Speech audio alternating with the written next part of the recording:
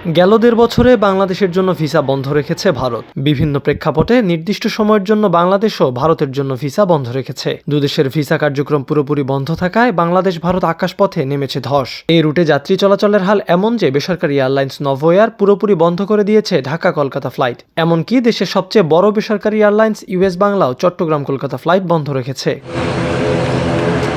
তবে বাংলাদেশে নতুন সরকার ক্ষমতায় আসায় ফের ভিসা চালু হওয়ার সম্ভাবনা দেখা দিয়েছে।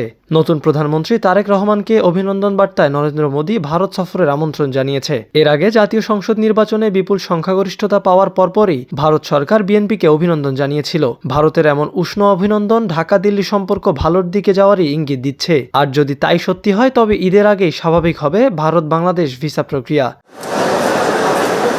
এর আগে অন্তর্বর্তী সরকারের শাসনামলের শুরু থেকেই ভারত বাংলাদেশের মধ্যে সম্পর্কের উল্লেখযোগ্য অবনতি ঘটেছিল, যার নেতিবাচক প্রভাব পড়েছিল সাধারণ নাগরিকদের উপর। রাজনৈতিক পট পরিবর্তন ও কূটনৈতিক অস্থিরতার জেরে গত বছরের ডিসেম্বর থেকে ভারতের দিল্লি, কলকাতা, মুম্বাই এবং চেন্নাই সহ বিভিন্ন গুরুত্বপূর্ণ মিশনে বাংলাদেশি নাগরিকদের জন্য ভিসা কার্যক্রম ও কনসুলার সেবা সাময়িকভাবে বন্ধ করে রাখা হয়, যার ফলে চিকিৎসা, শিক্ষা ও ব্যবসার প্রয়োজনে ভারতগামী যাত্রীরা চরম অনিশ্চয়তার মধ্যে পড়েন।